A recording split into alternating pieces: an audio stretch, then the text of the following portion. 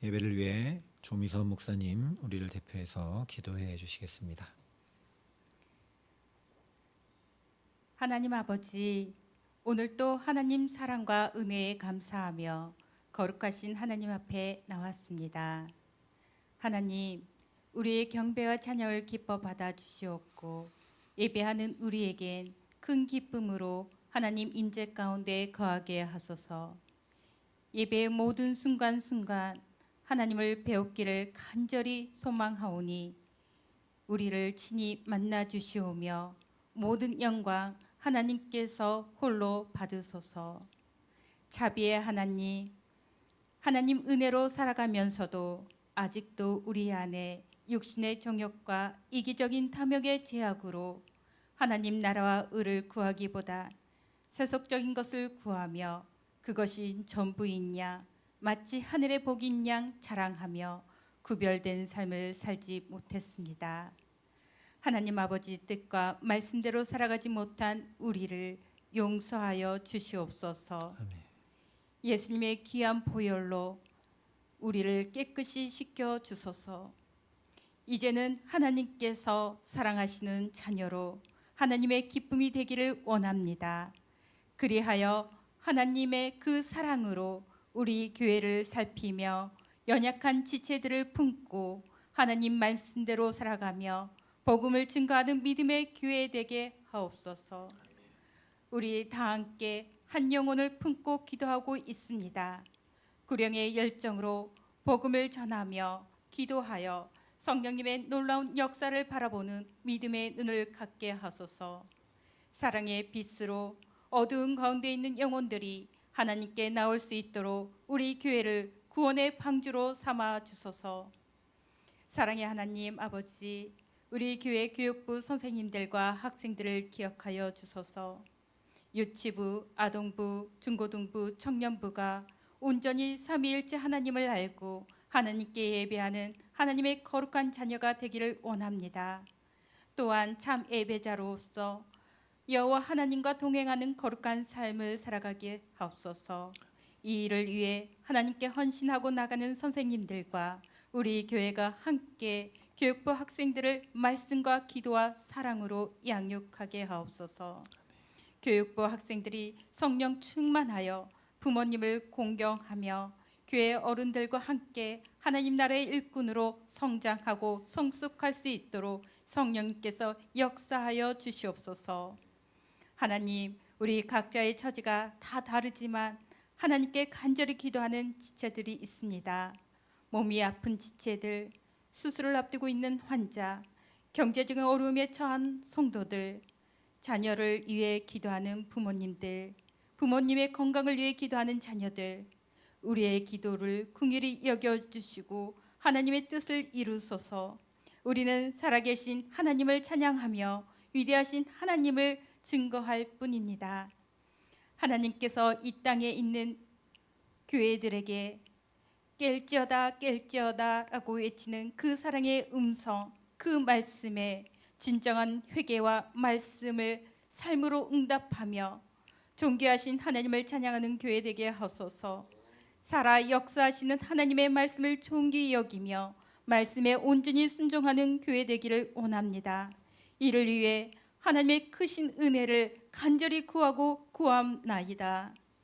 하나님께서 사랑하시는 우리 담임 목사님께 하나님의 지혜와 계시 영을 허락하여 주셔서 생명의 말씀이 우리 한 사람 한 사람 심령에 임하여 에스겔의 마른 뼈가 살아나듯 우리의 영혼 육이 소생하는 역사가 일어나게 하소서. 우리 목사님 언제나 성령 충만함으로 기쁨의 목회가 될 수 있도록 하나님께서 함께하여 주시옵소서. 이 모든 말씀 우리 주 예수 그리스도의 이름으로 기도드립니다. 아멘.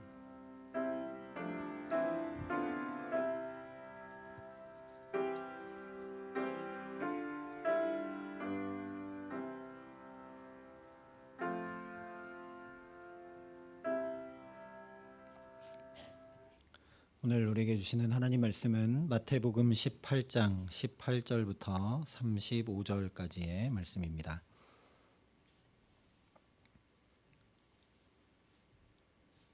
신약성경 31면에 있는 말씀입니다.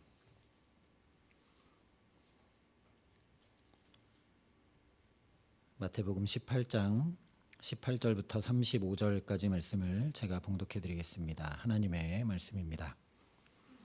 진실로 너희에게 이르노니 무엇이든지 너희가 땅에서 매면 하늘에서도 매일 것이요 무엇이든지 땅에서 풀면 하늘에서도 풀리리라. 진실로 다시 너희에게 이르노니 너희 중에 두 사람이 땅에서 합심하여 무엇이든지 구하면 하늘에 계신 내 아버지께서 그들을 위하여 이루게 하시리라. 두세 사람이 내 이름으로 모인 곳에는 나도 그들 중에 있느니라. 그때 베드로가 나와 이르되 주여 형제가 내게 죄를 범하면 몇 번이나 용서하여 주리이까 7번까지 하오리이까. 예수께서 이르시되 내게 이르노니 7번뿐 아니라 7번을 70번까지라도 할지니라.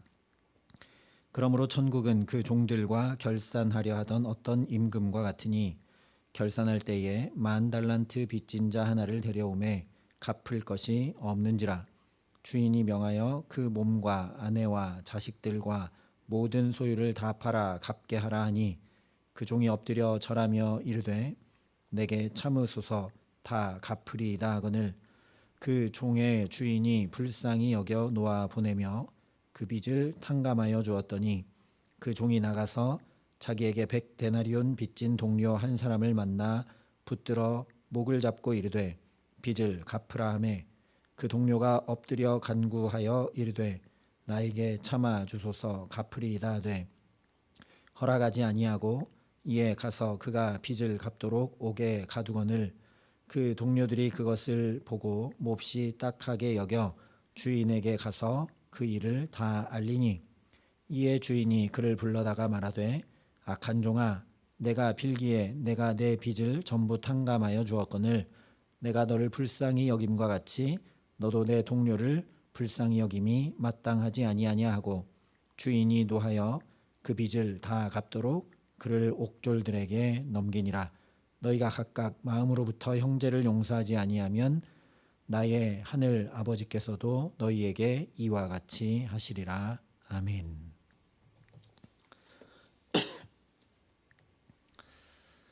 함께 읽은 예수님의 비유 말씀은 후에 따로 다시 살펴보도록 하고 먼저 전체적인 흐름과 내용에 관해서 오늘 함께 나누고자 합니다.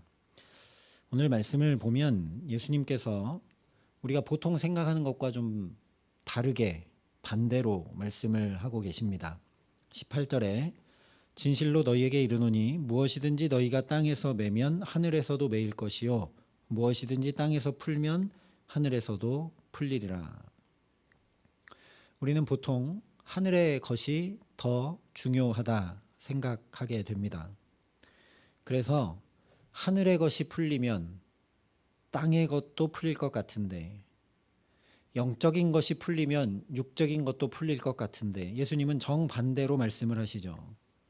땅에서 매면 하늘에서도 매고 땅에서 풀리면 하늘에서도 풀린다 말씀을 하십니다. 우리가 통상 생각하는 것과 정반대로 땅의 것이 더 중요하기 때문에 예수님이 이렇게 말씀하실까요? 여기서 중요한 것은 하늘의 것이냐 땅의 것이냐가 아닙니다. 무엇이건 간에 매고 푸는 것이 중요한 것이죠. 하늘에서 매면 땅에서 매이고 하늘에서 풀리면 땅에서 풀린다고 해도 마찬가지 아니겠습니까? 어쨌든 중요한 것은 매고 푸는 것이고 특별히 이 하늘과 땅이 밀접하게 관련되어 있다라는 것입니다. 한쪽이 매면 다른 쪽도 매이고 한쪽이 풀리면 다른 쪽도 풀리기 때문입니다. 그러면 매고 푸는 것이 대체 무엇이길래 예수님께서 이렇게 말씀을 하시는 것인가? 이 18절의 말씀을 저 뒤에 35절의 말씀과 비교해 보면 매고 푸는 것이 무엇인가가 명확히 드러납니다. 35절에 너희가 각각 마음으로부터 형제를 용서하지 아니하면 나의 하늘 아버지께서도 너희에게 이와 같이 하시리라 말씀을 합니다. 바로 이것이라는 이야기입니다. 이 땅에서 마음으로부터 형제를 용서하지 아니하면 하늘 아버지께서도 너희에게 그와 같이 하신다라는 거죠. 즉, 이 땅에서 매이면, 형제와 풀지 못하고 매여 있으면 하늘에서도 매인다라는 말씀입니다. 그러니 이 매고 푸는 것은 무엇이냐? 바로 용서죠. 용서가 우리의 삶에, 그리고 하늘에서도 너무너무나 중요하다라는 말씀을 하고 계신 것입니다. 우리는 이 일부분의 말씀에 매몰될 때가 많은데 왜 이 시점에 예수님께서 용서를 말씀하고 계신가? 18장 전체는 제자들이 천국에서 누가 큰 자인지를 놓고 예수님께 와 물었기 때문에 해주신 말씀들입니다. 그래서 예수님께서 어린아이와 같이 천국에서 큰 자가 누구인지 말씀을 해주셨고, 실족하게 하는 일, 즉 업신여기는 것에 대해서도 말씀을 해주셨고, 이어서 오늘 말씀을 통해 본격적으로 용서에 대해 전하고 계신 것입니다. 제자들이 자기가 가장 크다고 다투다 못해 예수님 앞에 와서 누가 크냐고 확인받으러 나왔으니 서로 주고받은 상처와 반목과 아픔과 업신여김을 다 가지고 있었겠죠. 그러니 예수님께서 먼저 천국에서 큰 자가 누군가 밝히신 다음에 곧바로 용서에 대해 말씀하시는 것은 당연한 수순입니다. 이 말씀을 역시 수제자 베드로가 잘 알아들은 것 같습니다. 그래서 예수님께 용서에 대해 묻고 있습니다. 21절에 그때 베드로가 나와 이르되 주여, 형제가 내게 죄를 범하면 몇 번이나 용서하여 주리이까? 7번까지 하오리이까? 이 베드로의 질문이 어떻게 들리십니까? 겨우 7번이라는 생각이 혹시 드십니까? 이 당시 유대 랍비들은 용서를 해라, 용서를 하되 3번까지 용서를 해라 라고 가르쳤습니다. 후에 살피겠지만 오늘 바로 앞에 17절까지의 말씀을 보면 말을 듣지 않는 형제에 대해, 하나님 말씀 지키지 않는 형제에 대해 어떻게 해야 되는지 얘기하는데 그때도 3번의 과정을 거칩니다. 근데 이 말씀들이 아니더라도 사실 우리도 같은 사람이 나에게 한 번만 아픔과 상처와 고통을 주어도 내가 그것을 용서하기가 참 쉽지 않은데 3번이나 계속해서 같은 사람이 내게 계속해서 잘못을 하고 나 또한 그것을 계속 용서한다면 그것은 나도 남도 참으로 대단한 일로 여길 것이 분명합니다. 그러니까 베드로가 제안한 7번은 사실 이 당시 통념을 훨씬 뛰어넘는, 그리고 지금 우리도 보통 경험하듯이 우리의 경험과 계산과 판단과 이런 것들을 훨씬 뛰어넘는 상당히 파격적인 용서의 폭을 이야기한 것이죠. 예수님이시니까 더 크게 용서하라고 하실 것 같으니까, 그리고 7이 완전수니까 한 7번쯤 용서하면 되지 않나 라고 여쭤본 것 같습니다. 그런데 베드로의 질문에 예수님께서 이렇게 답을 해주시죠. 예수께서 이르시되 내게 이르노니 7번뿐 아니라 7번을 70번까지라도 할지니라. 이 말씀을 산술적 계산 그대로 77번이라고 해석할 수도 있고, 또 7번을 70번이니까 곱하기로 해서 490번이라도 90번이라고 해석할 수도 있겠지만 그것이 중요한 것이 아니라 7번을 70번까지라도, 7이 완전수니까 완전히 헤아릴 수 없이 한없이 용서하라는 말씀이라는 걸 우리가 다 알고 있죠.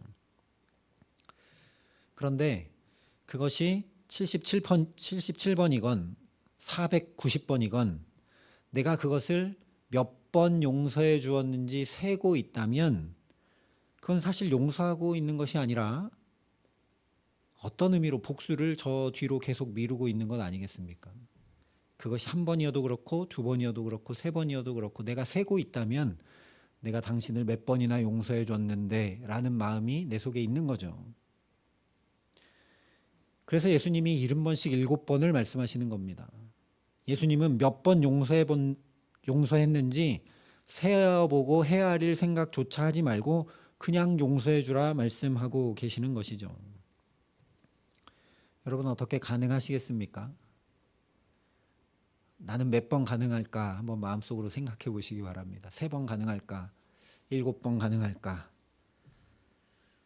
3번도 어려운데 이렇게 용서를 하시라 하니 70번씩 7번 용서하시라 하니 이 말씀 들으면 부담스럽고 짐처럼 느껴지고 현실 불가능한 것 같이 보이고 그래서 이것이 어쨌든 주의 말씀이기 때문에 이렇게 하지 못하는 내 모습에 많은 부담과 죄책감을 우리가 느끼기도 합니다. 그러나 사실 그렇지가 않습니다. 너무너무 감사한 것은 모든 사람이 지금 이렇게 예수 믿는 우리들뿐만 아니라 이 땅을 살아가고 있는 모든 사람이 이미 70번씩 7번 용서하고 용서받는 경험을 했다는 사실입니다.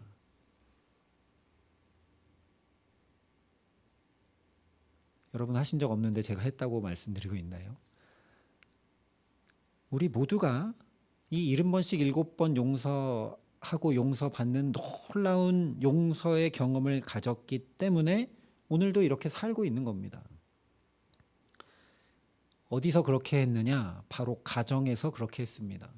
70번씩 7번 용서하고 용서받지 않았다면 저와 여러분은 이렇게 살고 있을 수가 없습니다. 일단 부모님이 나를 그렇게 용서하고 용납해 주지 않았다면 벌써 쫓겨났을 겁니다. 우리 또한 자녀들을 그렇게 용납하고 용서하지 않았으면 이렇게 있지 않겠죠. 이것을 곰곰이 생각해 보면 그야말로 여기까지 살아온 것은 하나님과 사람 앞에 내가 70번씩 7번 용서받고 용납받았기 때문에 우리가 살고 있다라는 걸 알게 됩니다. 우리의 허물과 죄가 하나도 남김없이 낱낱이 만천하에 드러났다면 여기 있을 수 있는 사람은 아무도 없습니다. 피부에 잘 와닿지 않는다면 우리가 뉴스를 보면 됩니다. 만천하에 어떤 죄가 드러나면 그 사람은 견디기 어렵고 살기 어렵습니다. 그래서 시편 기자가 허물의 사함을 받고 자신의 죄가 가려진 자는 복이 있도다 고백한 것입니다. 그러니 용서가 얼마나 중요합니까? 용서는 우리를 살게 하는 것입니다. 용서는 정말 우리를 살게 합니다. 예수님께서 매고 풀고가 중요하다. 그것이 용서다라고 오늘 말씀을 하시는 것은 그냥 말씀만이 아니고 70번씩 7번 용서해라 하신 것은 그냥 말씀만이 아니고 예수님께서 실제 그렇게 하셨죠. 죽을 수밖에 없는 죄인인 우리를 십자가로 온전히 영원히 깨끗이 우리의 죄를 다 용서해 주셨습니다. 그렇기 때문에 우리가 이렇게 살고 있고 이렇게 예배할 수 있고 이렇게 하나님을 믿는 하나님의 자녀로 살아갈 수 있는 것이죠. 이것이 용서의 놀라운 능력이고 이것이 용서의 너무너무나 중요한 의미입니다. 십자가는 한마디로 얘기하면 용서와 사랑이죠. 물론 거기에 정의도 있고 심판도 있지만 그래서 이 말씀은 예수님의 십자가를 바라보고 또 용서하고 또 용서라는 그런 말씀입니다. 그렇다 해도 문제가 이것이죠. 우리는 가정에서 경험하고 받은 이 용서를 십자가는 잠깐 뒤로 돈다고 해도 일단 우리가 가정에서 이렇게 70번씩 7번 계속 용서받고 용납받고 잘못해도 또 용납받고 실수해도 또 용납받고 부모님은 거짓말하는 거 다 알지만 또 용서해주고 그래서 내가 이렇게 존재하고 살고 있는데 내가 그렇게 경험하고 받은 이 용서를 가정이라는 바깥쪽으로 가정이라는 울타리 바깥쪽으로 확장해 나가고 적용해 나갈 힘과 능력이 없다라는 게 문제입니다. 우리는 너무 잘 알고 있습니다. 내가 하나님과 사람 앞에 70번씩 7번 용서받은 것을 깊이 감사하고 감격해서 나도 다른 이들에게 그렇게 용서와 사랑을 베풀고 살아야 하는데, 어쩌면 어떤 사람을 저 사람은 용납하거나 용서할 필요가 없다라고 생각하는 것을 당연하게 여기거나, 또는 용서하는 것 자체에 대해서 생각하지 않거나, 그런 사람은 그렇게 정죄받아도 마땅하다라고 여길 때도 참 많습니다.